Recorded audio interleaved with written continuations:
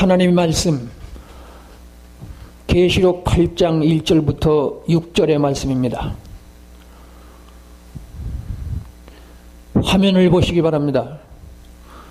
일곱 죄인을 떼실 때 하늘이 반시간쯤 고요하더니 내가 보매 하나님 앞에 일곱 천사가 서 있어 일곱 나팔을 받았더라.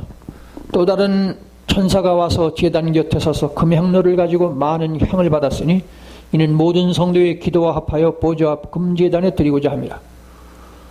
향년이 성도의 기도와 함께 천사의 손으로부터 하나님 앞으로 올라가는지라 천사가 향로를 가지고 제단에 불을 담아다가 땅에 쏟음에 우레와 음성과 번개와 지진이 나더라. 이 본문 말씀 가지고 화면에서 보시는 것처럼 반시 동안의 고요의 절정입니다. 뒤에 말씀드리겠지만은 다니엘서 9장 24절 27절에는 70일에가 나오고 다니엘서 8장 14절에는 2300주야라는 말씀이 나옵니다마는 그 두 가지 말씀 다 예수님의 재림이 마지막 때가 언제냐고 숫자적으로 표현하는 것입니다마는 그 2300주야를 완성하는 것이 70일입니다.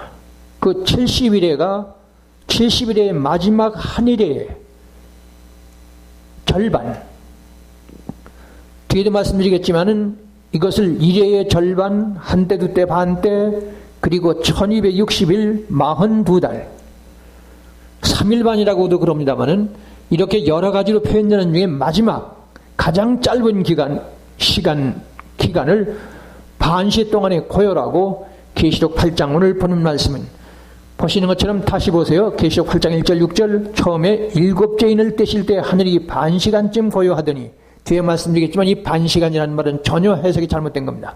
반시 동안 고요하더니가 맞습니다. 반때라고 말할 수 있으니까요. 하여튼 70일의 중에 마지막 한 일의 절반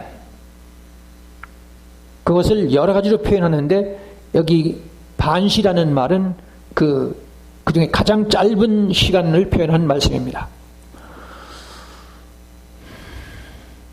이것을 다니엘서 5장 1절 이하는 이 반시 동안의 고요를 반면 보세요. 형제들아 때와 시기에 관하여는 너희에게 쓸 것이 없다. 왜냐하면 주의 날이 밤에 도적같이 이를 줄을 너희 자신이 자세히 알기 때문이다.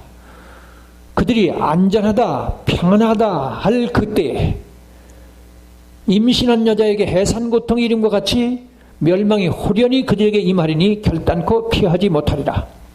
그러니까 계시록의 반시 동안의 고요함을 여기 지금 사도 바울은 데살로니가 전서에서 그들이 빨간 글자 나오죠. 그들이 평안하다 안전하다 할 그때 임신한 여자에게 해산고통 이런 것 같이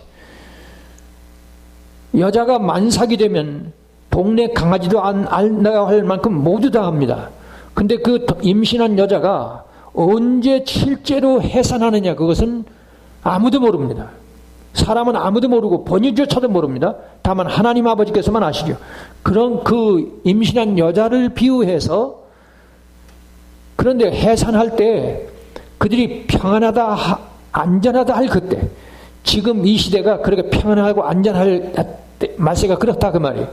그때 주님이 재림하신다 그런 뜻입니다.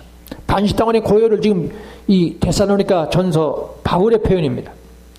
그 다음에 이것은 스가랴서에도 나옵니다. 이거 설명하면 긴 시간이기 때문에 여기 지금 빨간 글씨 보십시오. 11절에 그들이 화석류 나무에 선 여호와의 천사에게 말하되 우리가 땅에 두루다녀 보니 온 땅이 평안하고 조용하더이다. 빨간 글씨 다시 보세요. 온 땅이 조용하고 평안하다. 역시 계시록에 오늘 보는 말씀에 반시 동안의 고요를 말씀하는 겁니다. 또 여기 지금 큰 글자 노하신 지 70년이 되었나이다. 이게 무슨 말씀이냐면 예루살렘 성 이스라엘 민족이 바벨론 포로로부터 해방될 때가 가까웠다는 그런 뜻입니다. 그래서 내가 예루살렘을 위하여 시온을 위하여 크게 질투하며 내가 예루살렘을 위해서 시온을 위해서 크게 질투했다는 말은 하나님께서 몹시 분노하셨다는 그런 뜻입니다. 그래서 여기 안일한 여러 나라들 때문에 심히 진노한다고 나오죠. 이 안일하다는 말이 무슨 뜻이냐면 이게 아주 표현이 해석이 아주 모자라는데요. 이 히브리 말로 뜻은 부주의하다, 그리고 방종하다, 교만하다는 그런 뜻입니다. 그러니까 오늘날 이 말세가 되면 사람들이 그 죄악이 극에 달했다는 그런 뜻입니다. 그래서 나는 조금도 했는데 그들은 힘을 내어 고난을 더하였더라. 다시 말하면 인간들이 죄악 때문에 너도 나도 모두 다 아주 고달픈 인생, 힘든 인생, 비극적인 인생을 산다, 그런 뜻입니다. 그렇기 때문에 이제 심판대가 가까웠다. 이사야서는 넘어가겠습니다. 이 반시, 지금 계시록의 반시 동안의 고요를 예수님께서 친히 말씀하신 내용입니다. 특히 지금 제가 쭉 읽어 내려갈 텐데 읽어 내려가는 이 말씀이 흔히들 휴거, 모르는 사이에 들림을 받는 그런 것으로만 합니다만 휴거 장면이 절대로 아닙니다. 오늘의 세태가 마지막 때가 되면은 반시 동안의 고요함, 이 주님이 오실 때가 되면 죄악이 극에 달했는데 세상은 아주 평온한 것처럼 그렇다. 그런 말씀입니다. 깜깜하게 잠드는 세상을 말하는 겁니다. 제가 읽어드리겠습니다. 누가복음 10장 23절 36절입니다. 사람들이 너에게 말하되 보라, 그리스도가 광야에 있다 해도 나가지 말고 골방에 있다 해도 믿지 말아라. 마태복음 24장 26절의 말씀입니다. 다시 보세요. 사람들이 너에게 말하기를 보라, 그리스도가 광야에 있다고 해도 나가지 말고 골방에 있다 해도 믿지 말아라. 이어서 번개가 하늘 아래 이쪽에서 번쩍이어 하늘 아래 저쪽까지 번쩍인 같이 인자도 자기 나라에 그러할 것이다. 다름 아니고 광야에 있다, 적그리스도가 재림 메시아가 광야에 있다 해도 나가지 말고 골방에 있다 해도 믿지 말라는 거예요. 어떻게 오느냐? 번개가 서편에서 번쩍에서 동쪽같이 번쩍입니다. 그래 순간적으로 온다는 그런 뜻입니다. 다름 아니고 이것은 전 세계 인류의 아마겟돈 전쟁이 폭발한다는 그런 뜻입니다. 이 나팔장입니다. 그래서 노아의 때에 된 것과 같이 인자의 임함도 그러할 것이다. 노아가 방주에 들어가는 날까지 사람들이 먹고 마시고 장가들고 시집가더니 홍수가 나서 그들을 다 멸망시켰으며 또 노세 때와 같으리니 사람들이 먹고 마시고 사고 팔고 심고 집을 짓더니 롯이 소돔에서 나가던 날에 하늘로부터 불과 유황이 비오듯 하여 그들을 멸망시켰느니라. 인자가 나타나는 날도 이러하리라. 그날에 만일 사람이 지붕 위에 있고 그의 세간이 그 집안에 있으면 그것을 가지러 내려가지 말 것이요 밭에 있는 자도 그와 같이 뒤로 돌이키지 말 것이니라. 내가 너에게 이르노니 그 밤에 둘이 이불 속에 함께 자면서 하나는 데려감을 당하고 하나는 버려둠을 당할 것이요 두 여자가 함께 맷돌을 갈고 있으면 하나는 데려감을 당하고 하나는 버려둠을 당할 것이다. 그들이 대답하여 이르되 주여 어디 오니까? 이르되 죽음이 있는 곳엔 독수리들이 모이니라. 자, 앞에서 이미 제가 말씀을 드렸습니다마는 두 여자가 매를 갈다가 한 사람은 버림을 당하고 한 사람은 하나님께 구원받는다. 그리고 밭에 있는 두 사람이 밭에서 밭을 매는데 하나는 버림을 당하고 하나는 들림을 받는다. 이 말씀을 오늘의 전 세계 교회 모든 예언서 연구하는 분들이 한 사람은 버림을 받고 한 사람은 올라가는데 상대방이 버림받고 구원받는 그것만 얘기를 합니다. 사실은 이건 버림받고 구원받는다는 그것을 말하기보다는 이 세타가 반시 동안의 고요에 절정이 간다 그런 뜻이에요. 세상이 풍요로워지고 과학이 고도로 발달해서 풍요로워지고 편리해지고 그리고 질병이 없어지고 먹고 살만한, 그러니까 예수님이 재림하실 때에, 그래서 이 빨간 글씨 보세요. 노세 때와 같으리니 사람들이 먹고 마시고 사고 팔고 심고 집을 짓더니 롯이 소돔에서 나가던 날에 하늘로부터 불과 유황이 비오듯 하여 그들을 멸망시켰느니라. 롯의 사위를 아시죠? 그 자기 장인이 와서 이 소돔 성을 하나님이 파멸시킨다 그러는데 농담으로 들었다고 그래요. 그러니까 다시 말하지만 여기서 두 여자가 매를 갈고 있는데 하나는 들림받고 하나는 버림을 받는다는 말은 절대로 아무도 모르는 새 한 사람은 감쪽같이 없어지는 그런 뜻이 아니고, 이건 어디까지나 세상이 깊이 죄악에 잠드는데 아주 평온해지고 점점 편리해지고 풍요로워지고 그런 것을 말하는 겁니다. 절대로 가만히 앉아있는데 갑자기 들림받는 휴거를 말하는 게 절대로 아니라는 거 제가 강조하는 겁니다. 그래서 여기에 전제되어야 할 말씀이 있습니다. 참 그리스도인이란 어떤 사람이냐? 오늘의 인류 역사는 몽땅 잿더미가 되어버리고, 그때 나는 새하늘 새 땅 새 예루살렘 성에서 천사가 된 몸으로 세세토록 솔로몬 왕 같은 영화를 빈다는 저것이 내 눈앞에 현실로 펼쳐진다는 것에 목숨을 건 사람입니다. 참 그리스도인이란 어떤 사람이냐? 오늘 이 시대가 이래의 절반, 한때도 때 한때 42달 1260일, 지금 오늘 계시록에서 말씀하시는 반시 동안의 고요, 반시 동안의 고요의 절정, 그러니까 주님이 오실 때가 다 됐다는 이 사실을 알려면 오늘의 인류 역사는 몽땅 잿더미가 되어버리고, 그때에 나는 새하늘 새 땅 새 예루살렘 성에서 세세토록 왕노릇을 한다, 저것이 내 눈앞에 현실로 펼쳐진다는 것에 목숨을 버릴 만한 그런 믿음이 아니면 이 시대가 반시 동안의 고요의 정점에 와 있다는 오늘 제 말씀을 알아듣지 못합니다. 특히 이것을 못 믿으면 불교의 윤회 전생 돌고 돈다는 거죠. 끝없이 돌고 돈다는 겁니다. 니체는 이것을, 이 석가의 이 말을 빌려가지고 인류 역사는 영원히 회귀한다, 계속 돌아간다는 거예요.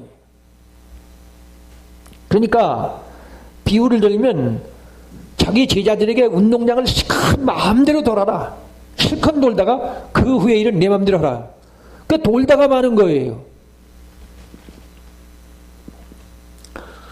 자, 이렇게 되면은 종교다원주의, WCC, WEA라고 그러죠. 이것이 100번 옳습니다. 다시 말하면 지금 제가 이 반시 동안의 고요, 70일의 중에 69일에가 가버리고 마지막 한 일회가 남아서 반은 전쟁이고 반은 평화인데, 반은 평화고 반은 전쟁인데 전쟁이 가까워오는 것이 아주 가까웠다. 그러니까 반시 동안의 고요가 절정이죠. 이 말을 절대로 알아듣지 못합니다. 예수님은 이 사실을 소경이 소경을 인도하는 것과 같다고 그러죠. 영적인 소경일 수밖에 없다 그 말이에요. 특히 오늘의 교회는 믿음 사랑의 설교까지는 할 줄 아는데 도대체 천국의 소망은 언급할 줄 모릅니다. 좀처럼 언급할 줄 몰라요. 다시 말하면 계시록 21장 22장은 만명 목회자 중에 한 사람을 찾기가 힘들 겁니다. 계시록 21장 22장을 구체적으로 해석하고 구체적으로 가르치는 목회자가 예언서를 공부하는 사람들 중에도 계시록 20장 4절에 천년왕국까지는 말하는데 구체적인 새하늘 새땅 새 예루살렘성, 구체적인 천국은 말할 줄 모른다는 말이에요. 왜 그러냐? 오늘날 믿음 얘기는 많이 합니다. 사랑 얘기는 사람들이 많이 공감할 줄 알고 매력을 느끼는데, 믿음의 기적이나 그것은 말할 줄 아는데 하늘나라에 대한 소망, 다시 말하면 계시록 21장 22장을 구체적으로, 그것이 구체적인 천국인데 그것의 현실감, 입체감을 줄 몰라요. 예수님은 이 사실을 마태복음 13장 44절에서 천국은 마치 밭에 감추어 있는 다이아몬드 항아리와 같다. 제가 다른 강좌에서도 많이 말씀드렸지만은 품팔이 하는 사람이 남의 밭을 매다가 남의 밭에서 다이아몬드 항아리가 있다는 사실을 발견했어요. 주인은 모릅니다. 그러니까 주인 모르게 그 밭을 산다는 거예요. 왜냐하면 당장에 세계적인 부호가 되니까. 이 다이아몬드 항아리를 발견한 이 사람이, 하루 벌어서 하루 먹던 사람이 다이아몬드 항아리를 발견했으니까 얼마나 감격하겠습니까? 얼마나 황홀하겠어요. 계시록 21장 22장의 천국을, 새하늘 새땅 새 예루살렘 성을 발견한 사람은 품팔이 하던 사람이 다이아몬드 항아리를 발견하는 것 이상으로 황홀할 수밖에 없습니다. 이 소망을 가져야 이 시점이 70일 중 마지막 한 일에 반은 고요함이고 반은 평화고 반은 전쟁인데 지금 반시 동안에 그 평화가 절정에 와 있다는 제가 드리는 이 말씀을 다시 한번 계시록 8장 1절 이하가 말하는 반시 동안의 고요라는 이 말씀을 절대로 해석 못합니다. 여기서 덧붙입니다. 많은 주서 그 많은 강의 그 많은 신학자들이 있지만은 지금 계시록 8장 1절 이하의 이 반시 동안의 고요를 문자적인 해석은 합니다. 헤미호라스라는 그 문자적인 해석은 주석은 하는데 이것이 70일의 중에 마지막 한 일의 절반의 절정이라는 말은 전혀 할 줄 모릅니다. 소망, 하나님 나라에 대한 소망이 없기 때문에 그냥 넘어가는 거죠.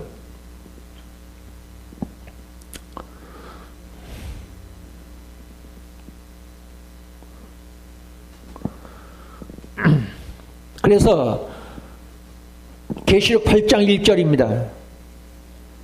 성경을 보시든지 여기를 보시든지 일곱째 인을 떼실 때 하늘이 반시간쯤 고요하더니, 그런데 이 반시간 동안 고요하다, 이건 30분이 전혀 아닙니다. 일곱째 인을 떼실 때 반시간 30분, 영어의 half an hour죠. 그럴 수 없어요. 헬라어에서 호라헤미, 이 말로는 문자적으로는 30분이라고 그럴 수 있지만은 절대로 아닙니다. 첫째, 다니엘서 9장 24절 27절, 이 앞에서 말씀드렸지만 70일의 중에 마지막 한 일의 절반인데 어떻게 이것이 30분일 수 있습니까? 3일반 또 한때도 때 반때 1260일 42달, 그것을 가리켜서 지금 반시 동안의 고요라고 말하니까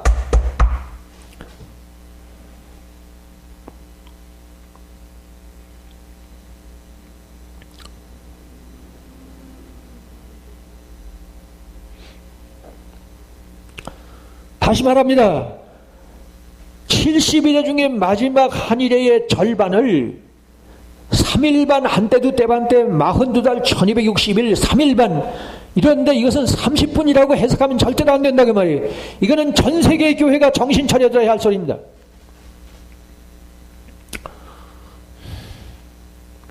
이것들 중에 가장 짧은 시간을 표현하는 것이 반시 동안의 고요입니다. 그러니까 예수 메시아 재림이 매우 촉박한 시점을 표현하는 말씀이 반시 동안의 고요라는 것.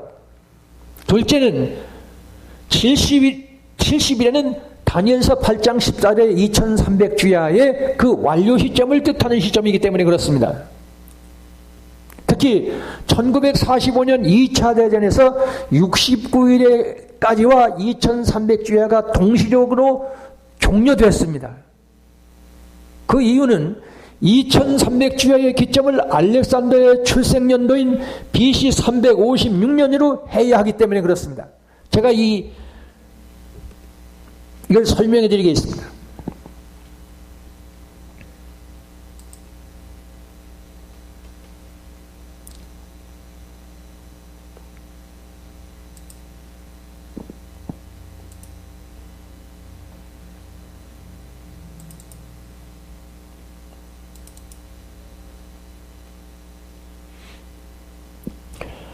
자, 여기 빨간 긴 작대기가 70일입니다. 다니엘서 9장 24절 27절에 70일입니다. 이 70일에는 3등분, 4등분 하지요. 첫 번째는 7일에를 말씀합니다. 그 다음에 긴 62일에를 말해서 69일에가 끝납니다. 그럼 마지막 한 일에가 나오죠. 마지막 한 일에가 나옵니다. 이 한 일에를 또 반으로 나눕니다. 그리고 이 반일에 가서 반은 전쟁이고 앞에서 말씀드렸듯이 반은 평화입니다. 그러니까 평화가 먼저고 마지막이 전쟁이죠. 그러니까 이건 뭐냐 하면 3차 대전이 폭발합니다. 그리고 핵전쟁이 폭발합니다. 그리고 테러전쟁도 있습니다. 그것이 끝나면 3차 대전 막바지에 예수님이 재림하십니다. 그리고 우리는 승천해서 천년왕국 새하늘 새 땅으로 들어가고 지구는 핵폭발로 완전히 이 지구 땅덩어리가 없어집니다. 이 70일을 2300주야라고 말씀하죠. 같은 겁니다. 2300주야나 70일은 같은데 왜 2300주야가 있고 70일에가 있느냐 하면 2300주야는 어디까지나 인간적인 아라비아 숫자입니다. 아라비아의 숫자에 매이지 않도록 하기 위해서 이 2300주야가 어디서 완성되느냐 하면 70일에 하나님이 정하신 예루살렘 성과 그 백성을 위해서 70일에로 기한을 정했다고 하는 이 70일의 중에 여기서 완성됩니다. 그러니까 2300이라는 아라비아 숫자의 교회가 그 아라비아 숫자에 매일까봐 70이라는 숫자를 기한을 다시 정하는 겁니다. 그러니까 7이라는 숫자는 하나님의 완전성을 가리키는 거기 때문에 어디까지나 마지막 기한은 하나님께서 정하신다 그 말이. 2300이라는 아라비아 숫자에 매여서는 안 된다는 그런 뜻입니다.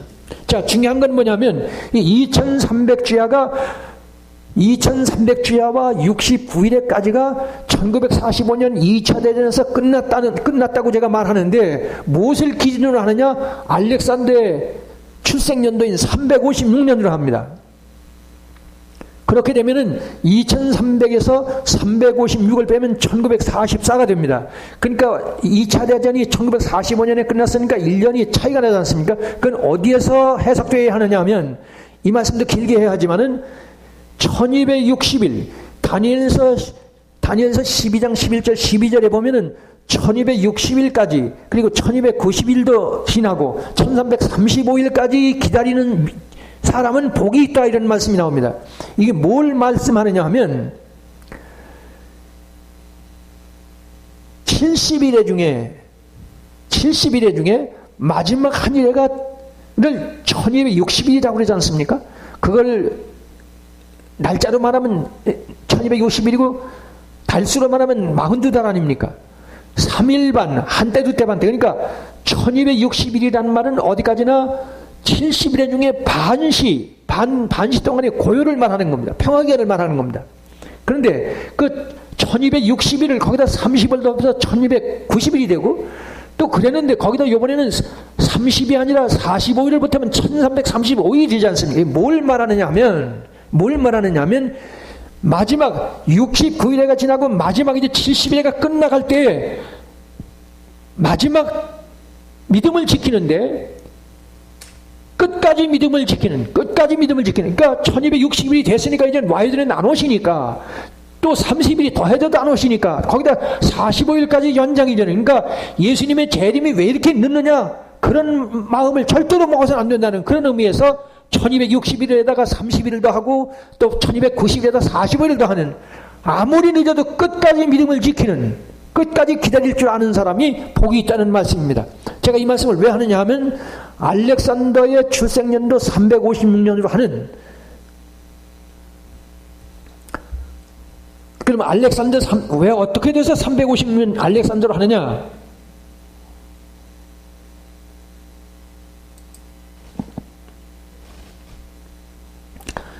이게 긴 설명이 필요합니다만은 간단히 말해서 오늘의 전 인류의 문화 문명은 헬레니즘입니다. 헬레니즘. 헬라의 문화 문명 아닙니까? 헬라의 문화 문명이 로마를 거쳐서 오늘의 유럽 합중국의 문화 문명이 됐고 유럽 합중국의 문화 문명이 지금 북극 남극에까지 퍼져 있습니다.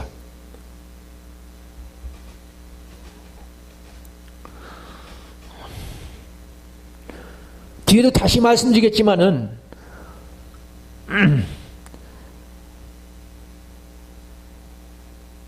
인류의 문명은 4대 문명 발생지가 있죠. 메소포타미아의 티그리스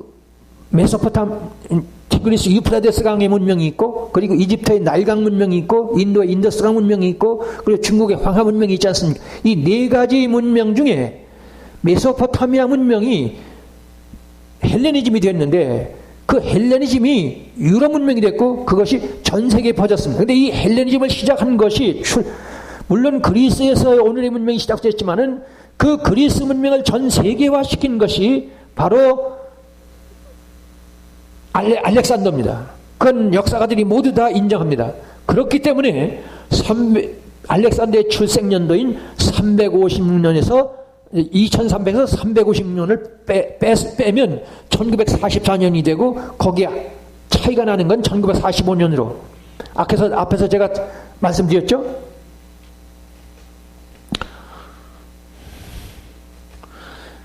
그리고 1, 2차 대전은, 1, 2차 대전에서 2300주야와 69회가 끝났다고 제가 말씀을 드렸는데, 1, 2차 대전은 예수님께서 친히 예언하신 난리와 난리 소문, 나라와 나라와 민족이 민족을 대적하여 일어나겠구라는 말씀의 예언 성취이기 때문에 그렇습니다. 다시 말씀드립니다. 2300주야와 69일에가 2차 대전 1945년에 끝난 것은 1, 2차 대전을 예수님이 직접 예언했다 그 말이에요. 거기에 난리와 난리 소문이라는 말씀이 나오죠. 민족이 민족을, 나라가 나라를 대적하는, 그게 바로 1, 2차 대전 예언입니다. 그리고 24장 21절에 보면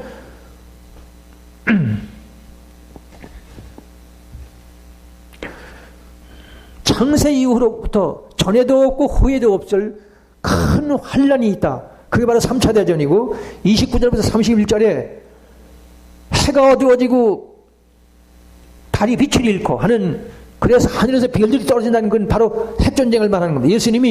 예수님께서는 1, 2차 대전도 예언하시고 3차 대전도 예언하시고 핵전쟁까지도 예언하셨다는 것. 근데 1, 2차 대전은 명백하게 1945년에 끝난 것.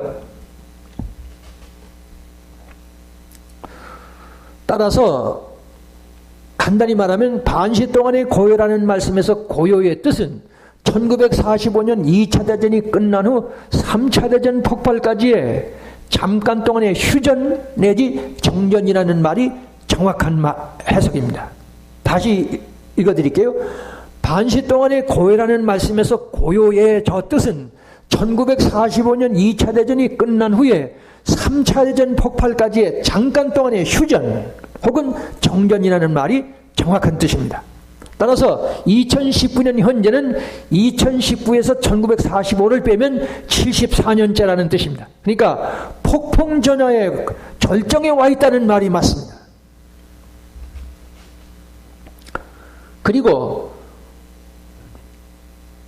저 고요, 반시 동안의 고요는 바로 평화를 말하는데, 2차 대전 후에 인류는 1, 2차 대전에 엄청난 1억 가까운 사람이 죽으니까 인류 역사상 처음으로 유엔을 만들었지 않습니까? 그래서 이 지금 큰 힘은 없지만은 그래도 국제 문제가 일어나면 유엔에서 의논할 줄 아는, 그게 평화의 상징이 돼요, 유엔은.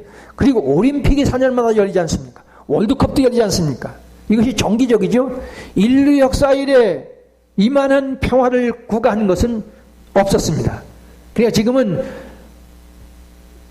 마지막 한 일에 평화의 절정이 와 있다는 반시 동안의 고요를 지금 가고 있습니다. 그래서 드디어 계시록 8장 2절은 반시 동안의 고요가 깨지고 있습니다. 내가 보면 하나님 앞에 7 천사가 7 나팔을 받았다고 그럽니다.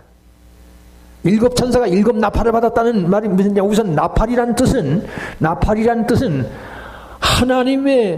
하나님께서 모세에게 이 십계명을 줄 때, 그러니까 이 신구약 66권의 기초가 되는 그 계시록을 주실 때, 그때 하나님의 나팔이 아주 천지를 진동했다는 말씀 나옵니다. 그냥 하나님의 임재를 뜻하는 겁니다.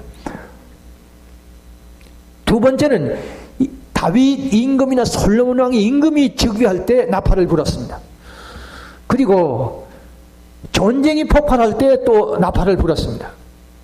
무엇보다도 신년 속죄일에 나팔을 불었습니다. 이게 대단히 중요한데, 이 속죄일 신년에 나팔을 불었다는 것은 대단히 중요한데요, 하루 종일 전국에서 나팔을 불었습니다. 그러니까 뭐냐면 신년이라는 건 여러분들이 아시는 것처럼 안식일이 있고 안식년이 있고 안식년 7년이 7번이 하면 50년째 가서 희년, 그 희년은 우리의 기쁠 희자입니다마는 6월절의 뜻과 비슷하죠. 모든 인생에게 원위치로 돌아갑니다. 그러니까 아무리 비싸게 팔린 지독한 노예도 자기 가정으로 돌려보내줘야 합니다. 50년 희년이 되면.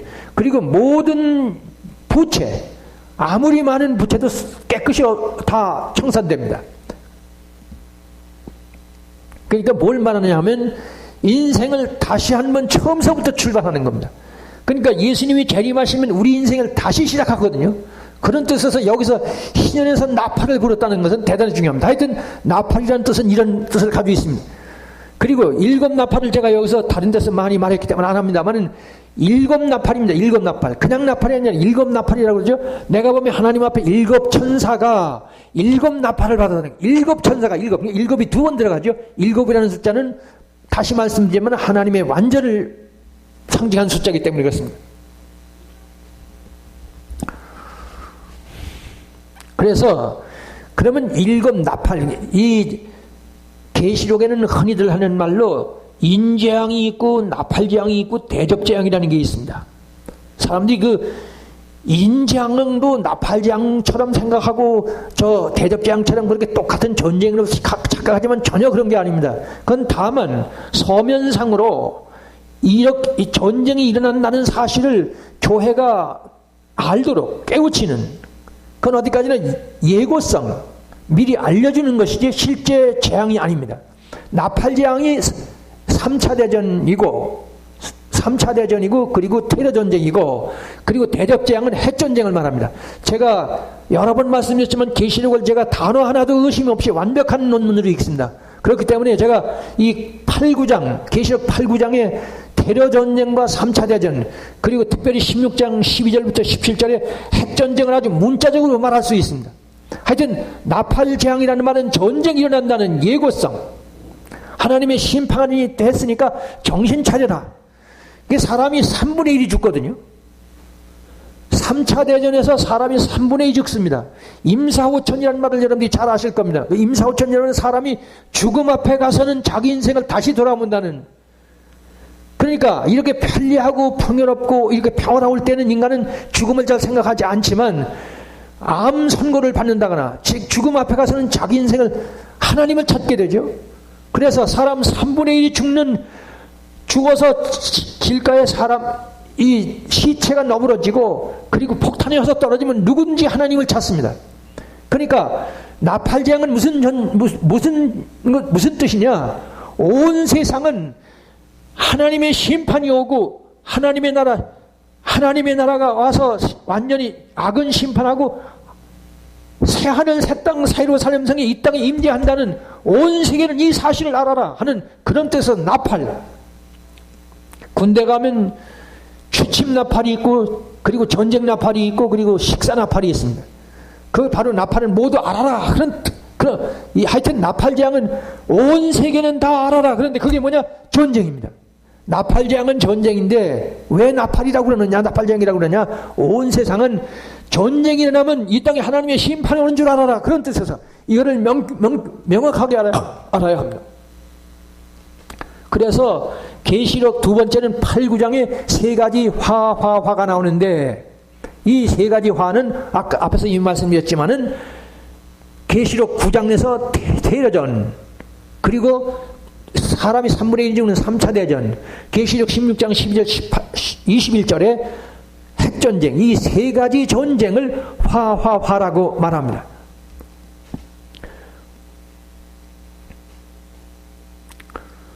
넷째는 3차 대전 막바지에 메시아 재림 휴거 사건이 일어나고 계시록 16장 12절 21절에서는 핵무기 폭발로 지구는 소멸된다는 그런 뜻입니다.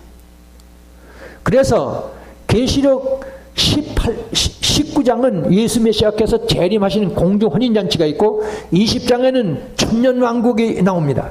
그리고 21장 22장은 새하늘 새 땅 새 예루살렘에서 세상으로 왕노릇하는 말씀이 나옵니다.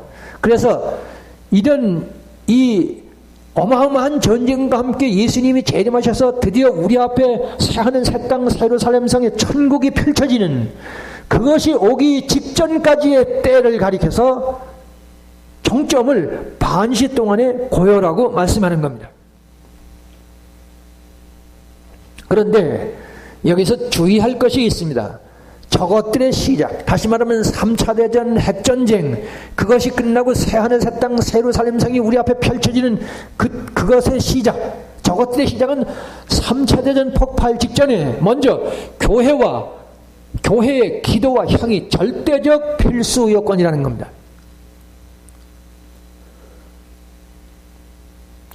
천국, 우리가 수천 년 기다려오던 그 하나님의 나라가 우리 앞에 펼쳐지기 위해서 3차 대전이 일어나야 하는데, 그 3차 대전 하나님의 심판이 오기 위해서는 먼저 3차 대전 폭발 직전에 교회의 기도와 향이 절대적 필수 요건이다. 본문이 있습니다. 또 다른 천사가 와서 제단 곁에 서서 금향로를 가지고 많은 향을 받았으니 이는 모든 성도의 기도와 합해서 보좌 앞에 금제단에 드리고자 합니다. 향년이 성도의 기도와 함께 천사의 손으로부터 하나님 앞으로 올라가는지라. 다시 강조하지만 하나님의 심판, 예수 메시아 재림의 천국, 곧 새하늘 새 땅 새 예루살렘 성에서 세세토록 왕노릇하는 저것은 교회의 기도와 헌신의 제물이 절대적으로 필수라는 뜻. 그래서 여기 지금 금향로라는 말씀은 이 구약시대 예루살렘 성전 지성소에 대제사장이 1년에 한 번 들어가는데 그때 들어갈 때 금향로를 가지고 들어가서 향을 피웁니다. 그렇지 않으면 죽습니다. 반드시 양의 피를 가지고 들어감과 동시에 향을 피우는데 이렇게 해서 죽음을 면할지니라 하니까 그 향이 대단히 중요하죠. 대단히 중요한 겁니다. 여기서 지금 말하는 금향로의 향은 바로 그런 겁니다. 그리고 향이란 말씀이 중요합니다. 한마디로 말해서 예수님의 빛과 소금을 말하는 겁니다. 지금 성도들의 기도와 향이 천사의 손에 받들려서 보좌에 올라가야 되는데 그 향이란 뭐냐? 예수님께서 말씀하시는 빛과 소금이고, 그리고 사도 바울이 말하는 예수 그리스도를 아는 냄새, 예수 그리스도를 아는 냄새를 피우는 겁니다. 다시 말하면 그리스도인으로서의 인격과 삶에 소금과 빛과 향기를 뜻하는 겁니다. 따라서 아실 것은 빛이나 소금이나 향은 결코 요란할 수 없습니다. 화려할 수가 없는 것이 특징입니다. 여성들이 화장을 하지 않습니까? 어떤 사람은 세련된 화장이라는 말을 쓰는데 지나치게 화장을 많이 하고 향을 너무 발라가지고 역할 정도가 아니지 않습니까? 아주 그 향기를 잘 피우는 거 대단히 중요합니다. 하여튼 바울은 그리스도를 아는 냄새라고 그러고 예수님은 빛과 소금이더라고 그러는데 이것들은 절대로 화려하거나 시끄럽지 않다, 요란하지 않다 그 말이에요. 모름지기 소리도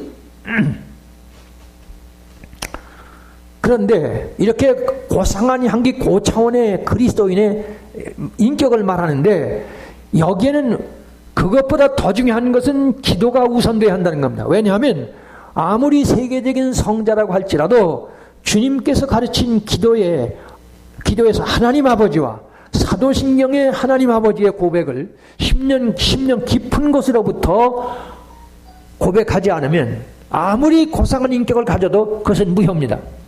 예를 들면 성 프란시스 아시지 않습니까? 중세의 성 프란시스는 2000년 기독교 역사에서 캐톨릭은 물론이고 개신교까지도 알아주는 그런 인격을 가졌다고 해도 기도가 없는 한 그것은 무효입니다. 또 여러분들이 아시는 세계적인 성녀라고 불리는 테레사 수녀, 그 사람이 그 마지막 죽을 때 아주 자기 심령이 아주 깜깜해서 하나님도 안 보이고 천국도 안 보이고 그런 아주 절망적인 고백을 합니다.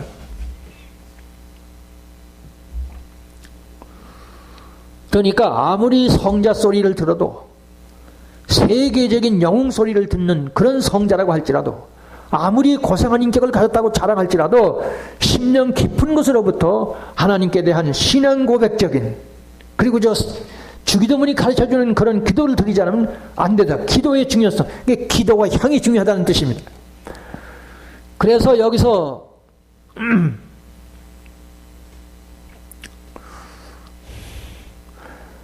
나다나엘의 요한복음 1장 43절 49절에 나다나엘이 그 예수님을 만나는 장면이 나오지 않습니까? 거기 보면 빌립이라는 제자가 먼저 예수님을 만납니다. 그래서 이 나다나엘에게 가서 내가 모세가 율법에 기록했고, 여기 좀 보세요. 허공에다 대고 얘기할 수가 없잖아요.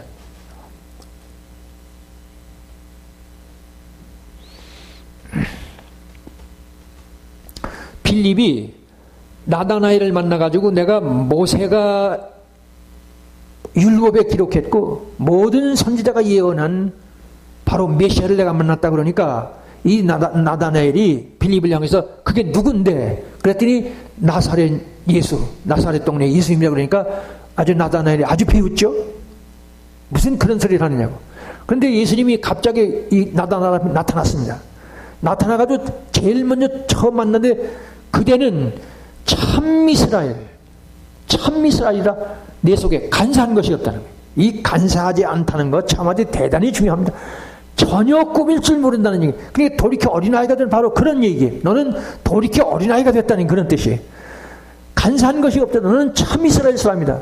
그러니까 나다나엘이 생전 처음 만나는 예수님인데 메시아를 몰라보는 건 물론이고 생전 처음 만나는 사람이 자기를 만나자마자 자기 속을 확 꿰뚫어 보니까 깜짝 놀라서 아니 저를 어떻게 아십니까?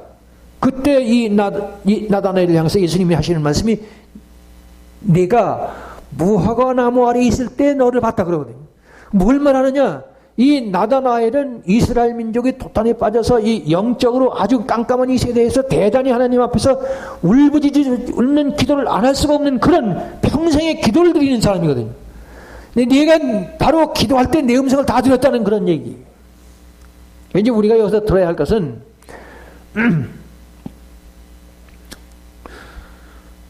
이 예수님께서 뭘 말씀하시느냐 하면 나다나엘 네가 기도 드릴 때 너는 너 혼자 있었던 것 같지만 내가 내 심령을 꿰뚫어 받고 너의 한마디 한마디를 모두 듣고 있었다 그런 얘기 아니?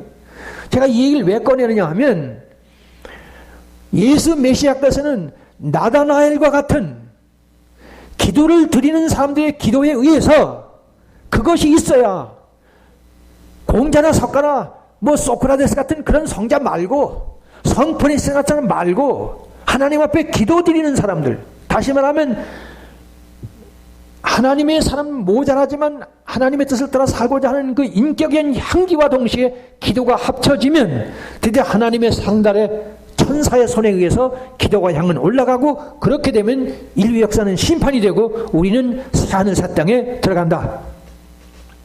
특별히 여기서 말씀드리고 싶어요. 요 사이 한국교회가 몇 년 동안 계속해서 다니엘 21일 기도를 계속하고 있는데 이거 우연 아닙니다. 왜냐하면 한국교회는 제2의 이스라엘이거든요. 다른 강론에서 많이 말씀드렸지만은 13가지로 이 단지파가 막연하게 단지파가 단군이기 때문에 그런 얼토당토하는 얘기 말고 단지파, 단군 말고 단지파. 단군이라는 말, 고유명사거든요. 단군이라는 말을 했을 때 단자는 고유명사고 군이라는 말은 인공문자이기 때문에 그거는 보통 명사긴 고유명사거든요. 단지파의 단자와 그리고 단군이라고 했을 때 그 단은 고유명사는 같습니다. 발음은 또 만국 발음기호에 의하면 다 똑같이. 그러니까 하여튼 단지파는 제2의 선민 이스라엘이라는 것을 제 책에다가 13가지로 자세히 해놔서 성경적으로 맞습니다. 역사적으로 맞습니다. 그리고 이 성경 현실적으로 맞습니다. 누구도 단지파가 한국교회 단군 자손인 제2의 선민 이스라엘이라는 거 누구도 이의를 제기하지 못할 만큼 제가 자세히 원고에 적어놨습니다. 제가 이 말씀을 왜 드리냐면 한국교회가 다니엘 21일 기도를 시작해서 계속한다는 것은 또 한 번에 주님이 가까이 와 계신다는 증거, 다시 말하면 반시 동안의 고요의 절정이 왔다는 70일 중에 마지막 한 일의 중에 반은 평화고 반은 전쟁인데 반의 고요가 다 됐고 이제 3차 대전이 폭발할 때가 다 됐다는 증거가 됩니다. 그래서 드디어 아마겟돈 전쟁 폭발합니다. 여기 보세요. 천사가 향로를 가지고 제단에 불을 담아다가 땅에 쏟음에 우레와 음성과 번개와 지진이 나더라. 이거 뭐 감히 말합니다. 제가 주석을 다 가지고 있고 알고 있는데 이거를 지금 전쟁이라고 해석하는 사람을 제가 아직은 못 봤어요. 제가 시야가 좁아서 그런지 모르지만 아직 못 봤어요. 이거는 바로 3차 대전 핵전쟁을 말하는 겁니다. 다시 말하자면 제단의 불이란 3, 4절의 성도의 향과 기도의 권능을 가리킨 뜻입니다. 결국 성도들의 기도와 향이 곧장 전체 인류를 향한 하나님의 심판은 불로 응답됐다는 뜻입니다. 특히 원고 보세요. 화면 보세요. 특히 음성의 뜻은 재림 메시아의 음성입니다. 즉 마태복음 25장 1절부터 6절에 보라 신랑이로다 맞으러 나오라 하는 그 음성입니다. 그리고 아시죠? 음성.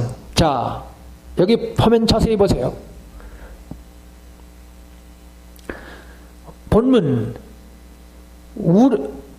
우레와 음성과 번개와 지진, 빨간 글씨요. 제단에 불을 담아다가 땅에 쏟음에 우레, 음성, 번개, 진이라는 말씀이 나오죠. 이거 잘 보셔야 합니다. 우레와 음성을 넘어서 번개, 지진. 이 우레와 번개는 천둥번개라는 뜻이죠. 천둥번개에 뭐가 들어가서 음성이 들어갔죠. 음성이라는 말은 인간에게만 쓰이는 용어입니다. 여기 천둥번개와 함께 재림하시는 예수님의 음성, 하나님께서 음성을 발하셨다는 얘기예요. 그리고 지진이란 뭐를 말하느냐? 다시 설명하겠지만 이건 바로 핵전쟁을 말하는 겁니다. 자연 지진이 전혀 아닙니다. 다른 강좌에서 제가 여러 번 말씀드렸습니다.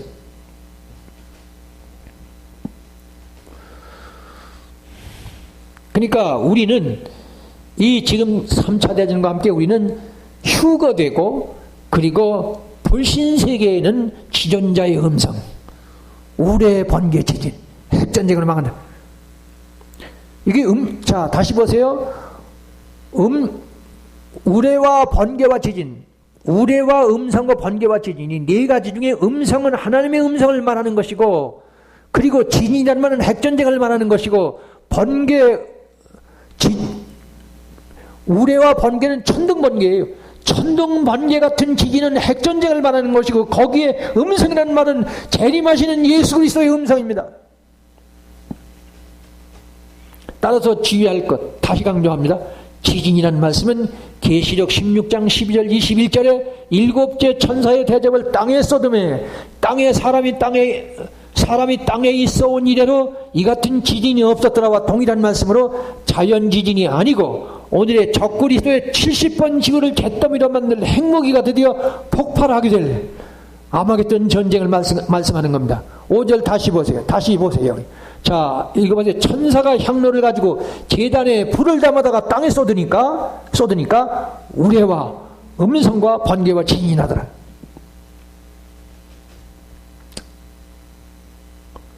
자, 원고 보세요. 이런 해석의 근거는 필수적으로 예수 메시아께서는 아마겟돈 전쟁과 함께 재림하시기 때문입니다. 다시 읽어드립니다. 이런 해석의 근거는 뭐냐? 필수적으로 예수 메시아께서는 아마겟돈 전쟁과 함께 재림하십니다. 그래서 예수님께서는 난리와 난리 소문, 그리고 민족이 민족, 나라가 나라를 대적하여 일어나리라. 제자들이 주님의 재림하실 때, 그리고 세상 종말에는 어떤 현상이 일어나겠습니까? 어떤 징조가 있겠습니까? 그 말에 너희들이 사람의 미혹을 받지 않도록 해라. 많은 사람이 내 이름 모아서 내가 그리스도라. 지금 내가 재림 메시아라는 사람이 51명이나 나타났거든요. 이 현성치죠. 2000년 전에 제자들이 종말에 대해서 물으니까 주님의 재림하실 때 어떤 징조가 있겠습니까? 많은 사람이 와서 내가 그리스도라는 사람. 2000년 전의 예언이 오늘은 내가 그리스도는 재림 메시아가 많지 않습니까? 그리고 이어서 난리와 난리 소문, 민족이 민족, 나라가 나라를 대적하여 일어난다. 이게 전쟁이 아니랄 사람이 없지 않습니까? 예수님은 전쟁과 함께 재림하십니다. 또한 이는 모든 예언서가 그렇습니다. 모든 예언서. 계시록은 계시록은 아마겟돈 전쟁이 언제 폭발하느냐, 거기 초점이 있어요. 아마겟돈, 예수님이 말씀하신 나라 민족이 민족을 난리와 난리 소문, 본래 못 사는 게 전쟁이거든요. 그 난리가 아니고 전쟁과 전쟁의 소문, 민족이 민족, 나라를 난 똑같은 얘기하는 전쟁 아닙니까? 그 예수님의 마태복음 24장 3절부터 8절에 그 전쟁 얘기를 해석한 것이 계시록입니다. 어떤 사람은 또 말합니다마는 이 마태복음 24장, 누가복음 21장, 마가복음 13장을 소계시록이라고 말할 만큼 이 지금 예수님의 마태복음 24장 해석이 안 됐어요. 하여튼 이거는 계시록도 그렇고 다니엘서도 그렇고 스가랴서도 그렇고 모든 예언서는 인류 역사는 전쟁으로 망한다. 예수님이 그때 재림하신다는 말씀하십니다. 그래서 제단에 불을 담아다가 땅에 쏟음에 우레의 음성 번개치는 전쟁력입니다. 따라서 주의할 것은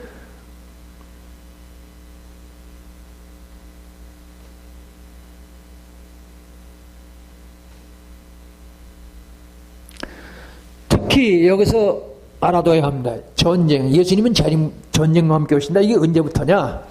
아마겟돈 전쟁은 이미 창세기 4장 8절에 가인이 들에 있을 때 동생을 쳐 죽이니라 해서부터 예언되고 있었다는 것을 알아야 합니다. 그런가 하면 창세기 9장 1절부터 17절에는 무지개 언약이 나오거든요.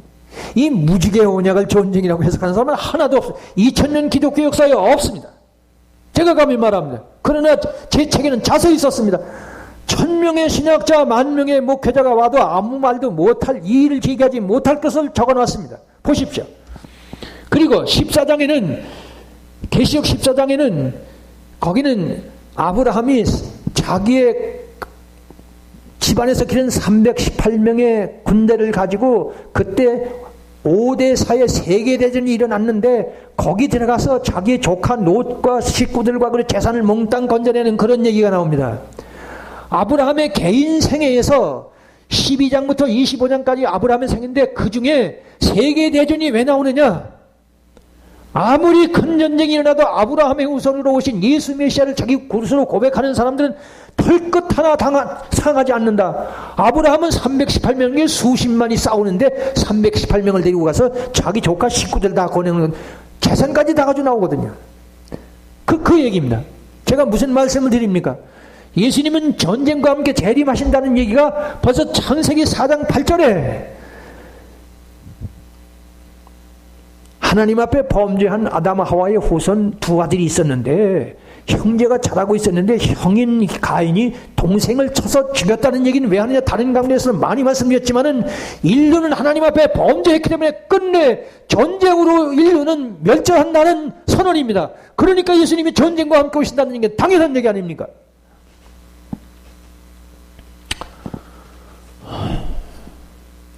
이제 이 사실을 정확하게 하기 위해서 반시 동안의 고요가 절정이 와서 전쟁이 날 때가 다 됐다는 말씀을 드리는데 이것을 알기 위해서 오늘의 인류 역사의 시점을 커다란 틀에서 확연히 깨달아야 합니다. 그게 뭐냐면 다름 아닌 다니엘서 2장 30절 45절의 큰 신상은 전체 인류 역사의 축약도입니다.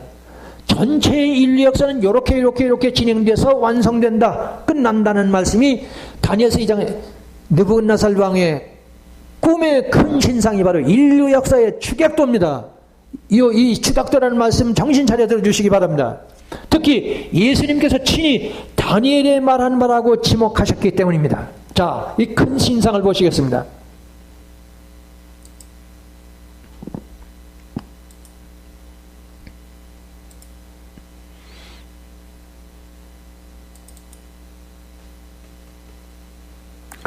이거 잘 아시죠? 이건 느부갓네살 왕이 꿈을 꿨는데 금머리는 바벨론이고 은은 페르시아고 그리고 동은 헬라고 밑에 종아리와 여기는 철인데 이게 노마고 맨 밑에 발 이것은 두말할 것도 없이 바로 오늘의 유럽 합중국입니다. 제가 그걸 설명할게요. 그리고 이 발을 누가 와서 때립니까?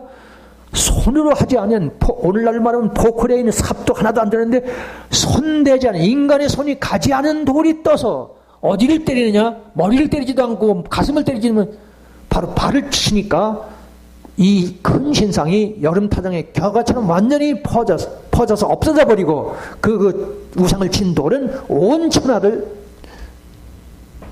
점령한다. 자,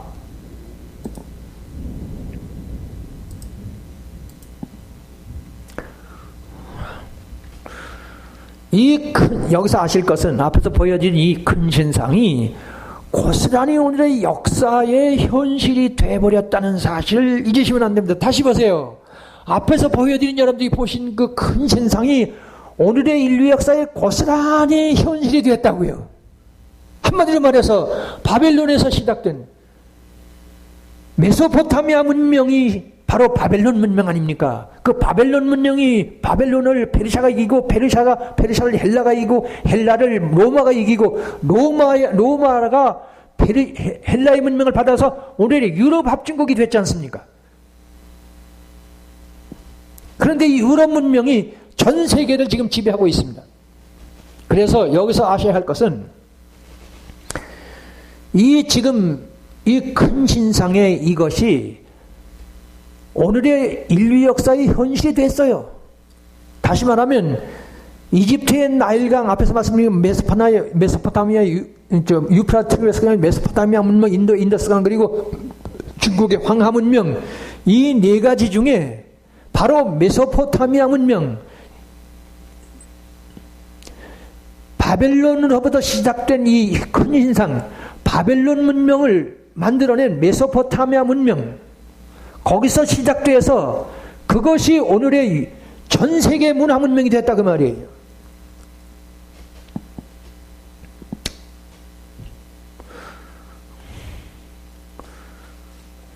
이거는 초등학생도 알만한 겁니다. 다시 제가 말 잘 못하는데 이 느부갓네살 왕의 큰 신상에 그것이 인류의 축약다라는 말을 왜 하느냐 하면 황하 문명이 중국의 황하 문명이 인류를 지배한 것도 아니고 그것도 중국의 황하 문명이 18세기까지 19세기까지 사실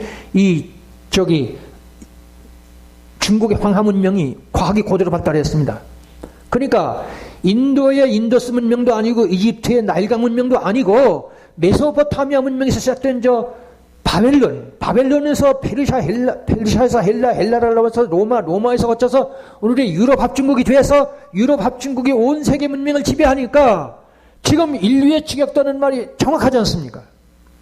2000년 전에 느부갓네살 왕이 꿈을 꿨는데 그 꿈은 인류의 미래가 이렇게 될 것을 꿈을 꿨죠. 물론 이 느부갓네살은 까맣게 잊어버렸지만 이 다니엘이 해몽한 그대로 그래서 이 큰 신상은 인류의 역사의 축약자다. 두 번째는요, 큰 신상은 지금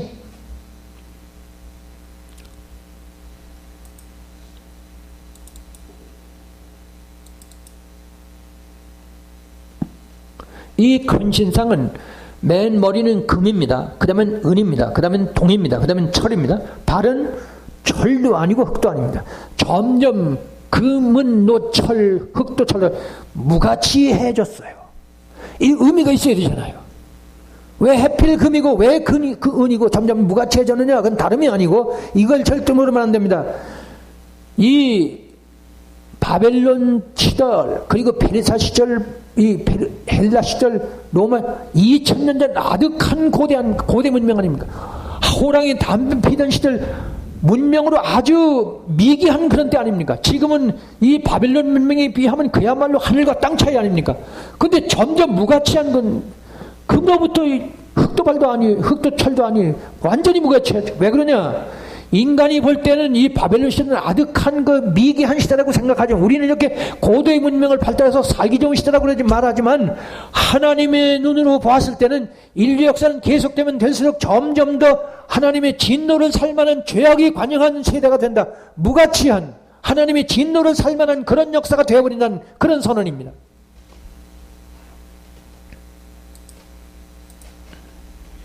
또 한 가지는요.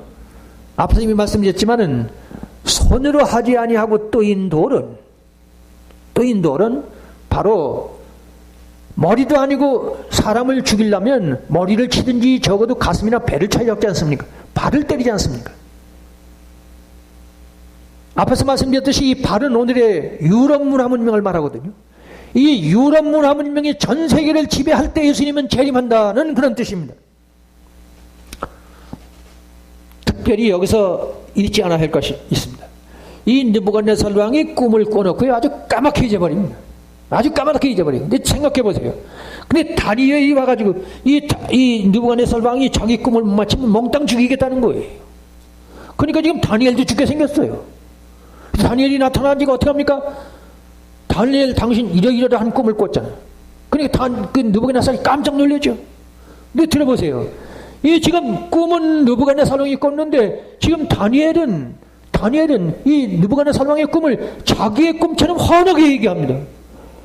아니 부부간에 산다고 할지라도 부모 자식간이라고 할지라도 부모가 꿈을 꾼 걸 자식이 안다거나 자식이 꾼 꿈을 부모가 안다? 아내가 꾼 꿈을 남편이 알고 남편이 꿈을 아내가 안다? 있을 수가 없습니다. 그렇지 않습니다. 그런데 이 다니엘은 지금 느부갓네살 왕은 자기 꿈을 전혀 모르는데 나타나가지고 자기 꾼 꿈처럼 환하게 알아버립니다. 이 뭘 말하느냐 하면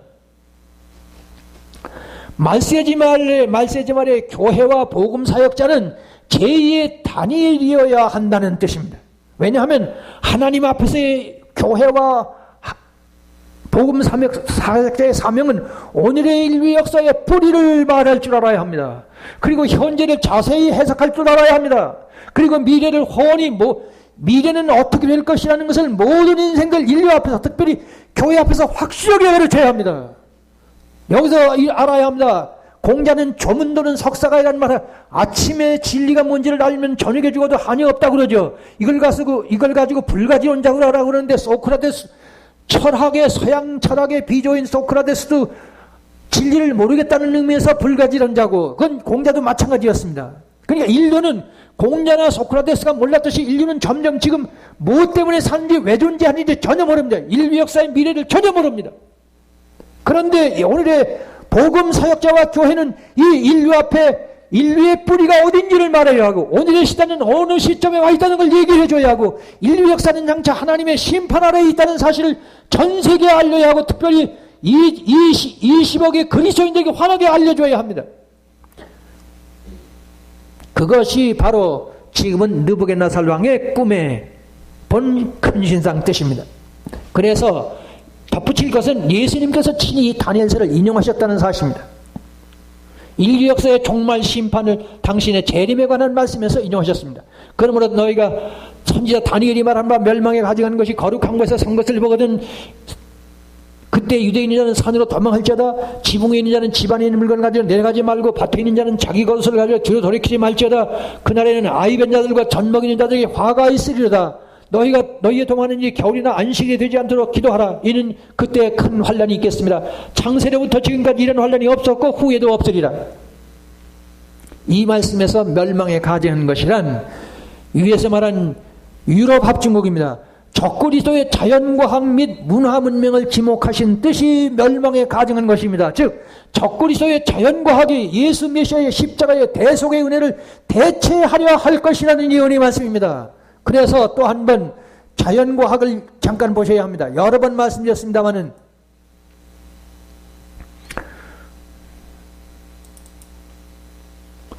자, 제가 다시 한번 읽습니다. 모든 강좌에서 이것은 강조되어야 합니다. 적그리스도의 바벨탑 자연과학입니다. 컴퓨터 칩을 발견해서 이제는 하나님 따위는 필요치 않게 됐다. 1980년 6월 30일 뉴스위크입니다. 우주를 관측한 결과 우주 탄생에는 신이 필요치 않다는 결론을 내렸다. 신의 영역에는 처음부터 없다. 다만 인간이 가보지 않은 곳이 있을 뿐이다. 스티븐 호킹의 말입니다. 신이 있다는 종교는 박멸돼야 할 정신적인 바이러스다. 인류는 신이 있다는 망상으로부터 탈출해야 한다. 신이 있다는 생각은 착각이고 날조됐고 만들어졌다. 초자연이라는 말은 우리가 아직 이해하지 못하는 현상이 있다는 의미에서만 맞는 말이다. 이 세상이 지적 설계자 하나님에 의해서 창조됐다는 주장은 그렇다면 설계자 자신은 뭘로 설명할 것이냐? 즉 하나님은 누가 만들어 놓냐고 공격합니다. 성경은 이것을 대답할까요? 못할까요? 저는 환하게 한마디로 잘라서 얘기만 오늘의 한마디로 말해서 진화론이 성경 데살로니가 후서 2장 1절부터 10절은 진화론을 예언한 겁니다.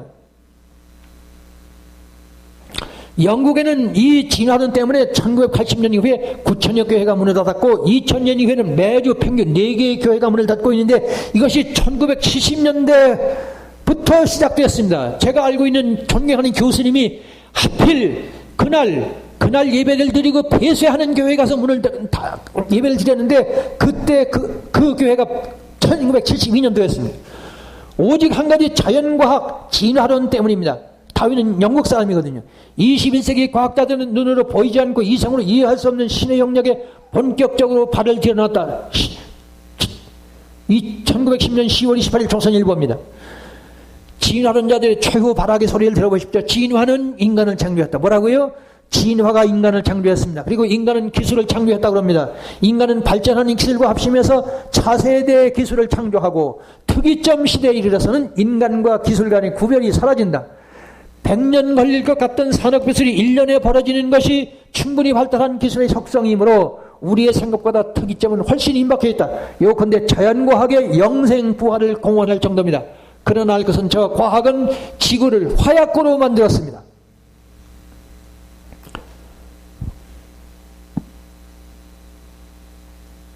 자, 29년 현재는 4차 산업혁명, 즉 5기가 시대, 5G 시대입니다. 5세대 이동통신 시대는 AI 종교가 등장할 것입니다. 왜냐하면 AI 인공지능이 전체 인류 75억의 IQ를 가질 수 있기 때문에 그렇습니다.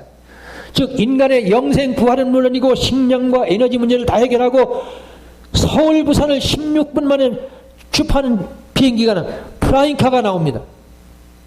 그러니까 지금 아직 이 AI가 인간을 정확하게 100%가 아닌데 앞으로 10년쯤 후에는 75억 인구의 IQ를 가집니다. 신이라는 존재죠. 그러니까 그게 종교가 될 수밖에 없어요. 특별히 앞으로 10년, 15년 후에는 저것들이 각급 학교 교과서에 포함될 겁니다. 그때는 교회는 뿌리가 흔들리거나 폐쇄해버려야 합니다.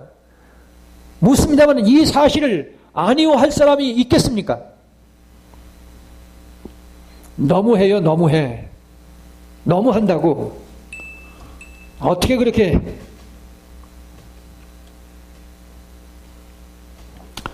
여기서 필히 짚고 나갈 것이 있습니다. 일각에서는 팔레스타인이 제3성전이 건축돼야 멸망이 가증된 것에 예언이 성취된다고 말을 합니다. 즉 예루살렘 성전 지성소를 침범하는 사건이 재현될 수 있다는 겁니다. 요컨대 큰 착각이자 견강부회입니다. 왜냐하면 저런 성경 해석은 교회가 구약시대로 돌아간다는 논리가 되어버리기 때문입니다. 그래서 예수 메시아께서는 이 성전을 헐어버려라, 내가 3일 만에 지으리라. 그러나 예수는 자기의 육체를 가리켜 말씀하신 것이라고 요한복음 1장 19절 21절에 나옵니다. 이 성전을 헐어버려라, 3일 만에 내가 지으리라. 예수님의 십자가에서 죽고 부활하심을 말합니다. 그래서 그 예루살렘 성전이 지금은 전 세계 260만 개 교회당이 지어졌습니다.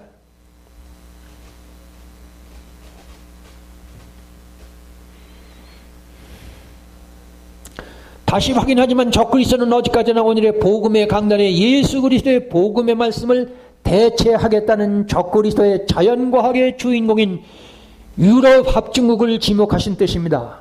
즉 자연과학이 요한복음 3장 15절 16절에 영생과 부활과 지상낙원을 거의 장담하고 있기 때문입니다. 그리고 저것은 엄연한 현실입니다. 여기서 분명히 해둬야 할 것이 있습니다. 오늘의 적그리스도의 저 자연과학의 도전적 사실의 현실을 아니어야 할 인간이 있습니다. 그리스도에 있을 수 있겠습니까? 저 자연과학이 아닌, 즉 저 자연과학이 아니고 다른 어떤 세속 세력도 하나님이 있다는 종교는 박멸되어야 할 정신적인 바이러스라는 등의 도전은 전혀 불가능합니다. 다시 말하면 저 유럽 합중국이 만든 이 자연과학이 지금 AI 종교를 만들고 인간을 영생 부활시키고 에너지 문제, 식량 문제를 다 해결하고 해서 지금 이 교회 뿌리를 흔들려고 그러는데 이 자연과학 아닌 다른 어떤 세속 세력도 이런 파워를 가질 수가 없다. 그러니까 오늘의 적그리스도는 저 자연과학의 무기를 가진 저 유럽 합중국이다. 그런 뜻입니다. 그런 말씀입니다. 그래서 창세기 11장 1절부터 9절에 바벨탑 사건은 이미 오늘의 문화문명을 예고하고 있었습니다. 즉 창세기 11장 1절부터 바벨탑에는 역청이라는 말씀이 나옵니다. 그 역청은 히브리어로 호메르. 이것은 헤메르는 포도주입니다. 헤마르는 아스팔트입니다. 호메르는 시멘트입니다. 포도주, 아스팔트, 시멘트. 이건 뭘 말합니까? 오늘의 도시문명을 상징한 겁니다. 오늘의 도시문명을 뭘 말합니까? 지금 우리가 여기 지금 130층입니까?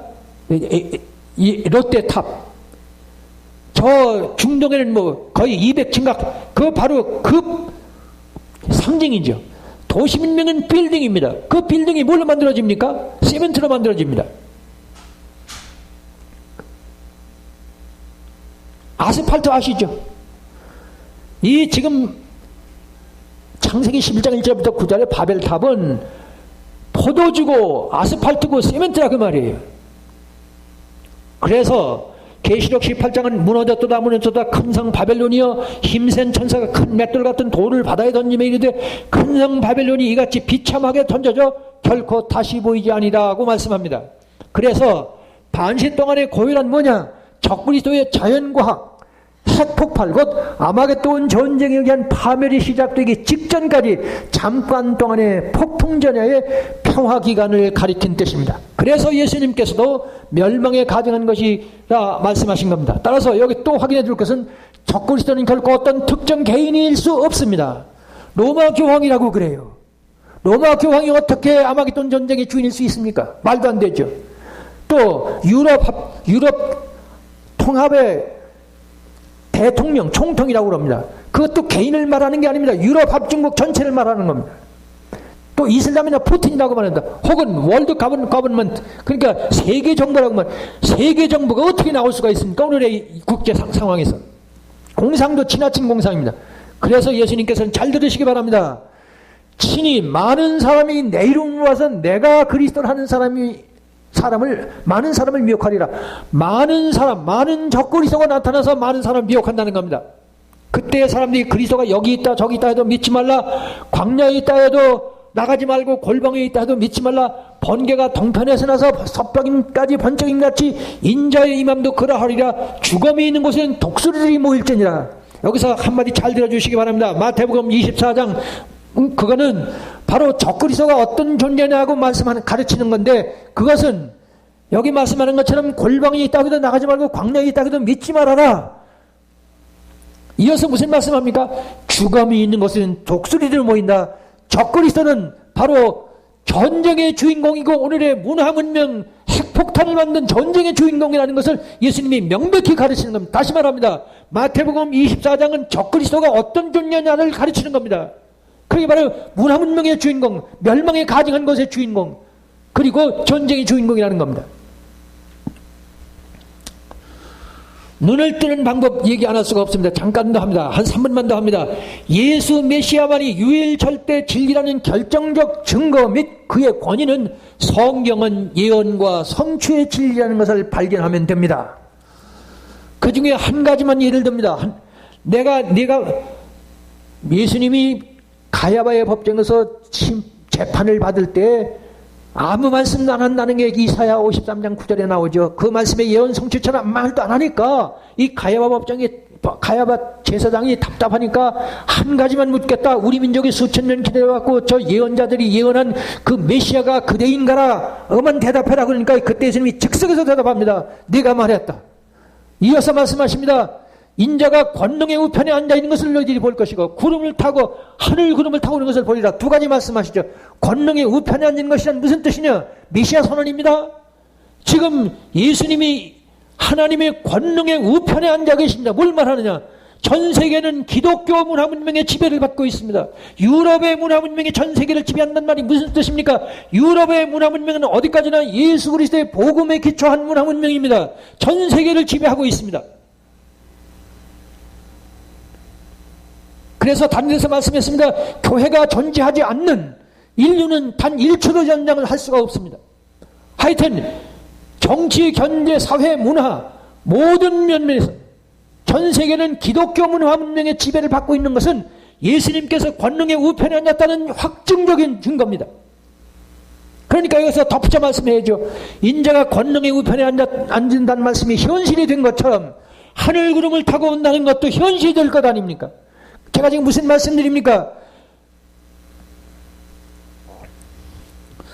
예수 그리스도만이 유일절대라는 것에 생명을 놓칠 만한 믿음, 확신을 가지려면 성경은 예언과 성취의 진리라는 것을 알아야 되는데, 가야바의 법정에서 예수님이 한마디 한 것이, 예언한 것이 오늘의 현실이 됐다 그 말이에요.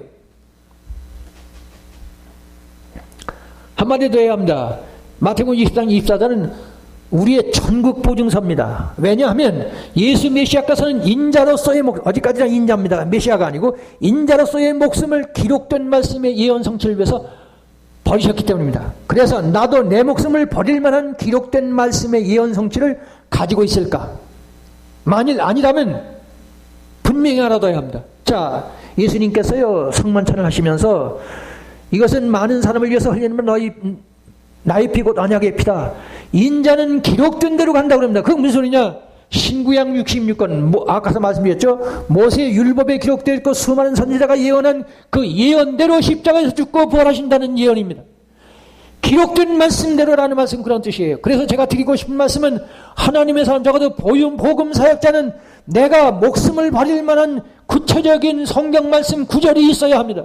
기록된 말씀. 저는 계시록 10장에 다시 예언자라는 말씀.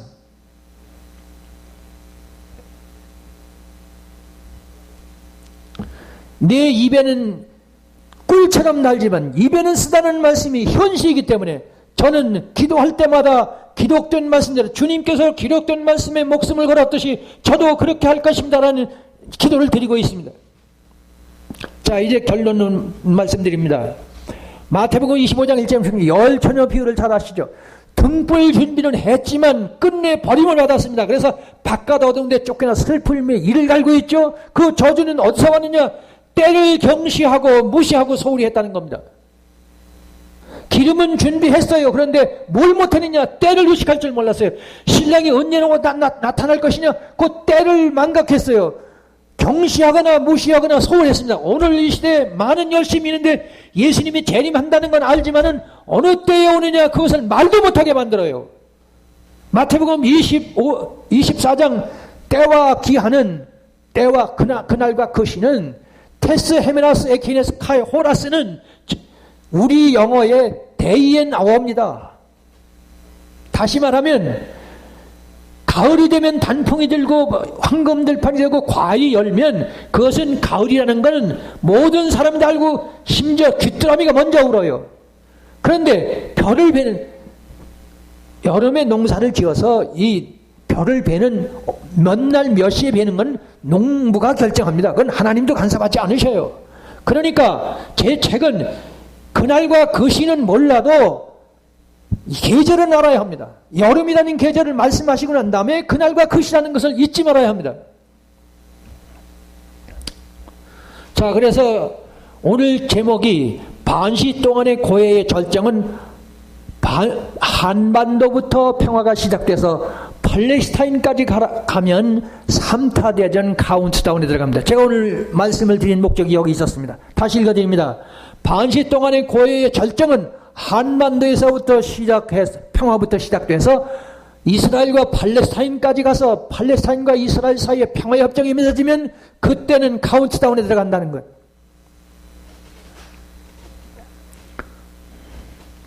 제가 말씀을 마칩니다. 우리는 주기도문에서 나라가 임하옵시며 바로 계시록 21장 22장을 말하는 겁니다. 나라와 권세와 영광이 영원히 아버지의 것입니다. 역시 계시록 21장 22장입니다. 저리로 신앙고백에서 저리로서 산자와 증자를 심판하러 오시리라. 역시 그것도 계시록 21장 22장입니다. 우리는 소망을 가져야 합니다. 소망을 가져야 돼요. 앞에서 이미 말씀드렸죠. 사랑과 믿음은 말하는데 하늘나라의 소망을 안 주기 때문에 밭에 감춰있는 천하보다 다이아몬드 항아리를 안겨줘야 명예나 권세나 돈이 시시해집니다. 물과 성령으로 거듭난 증거는 돈을 멸시할 줄 알아야 돼. 명예나 권세를 멸시할 줄 알아야 돼. 현실을 무시하라는 얘기가 아니라 적어도 내 신앙의 손해를 보는 것은 그 어떤 것도 세상에 그 어떤 것도 멸시할 줄 안다. 그래야 이 시점이 바로 반시 동안에 70일의 마지막 일의 반시 동안에 고요의 절정이 왔다는 사실을 알게 됩니다. 기도드립니다. 아버지 하나님, 잠시 계시록 8장 1절부터 6절의 말씀을 전했습니다. 모쪼록 사람의 말 아닌 주님의 음성만 회오지게 하여 주옵소서. 이 말씀을 듣는 모든 당신의 종들이 영의 눈을 뜨는 계시록의 눈을 뜨는 축복을 허락하시리라 믿습니다. 예수님의 이름으로 기도드립니다. 아멘.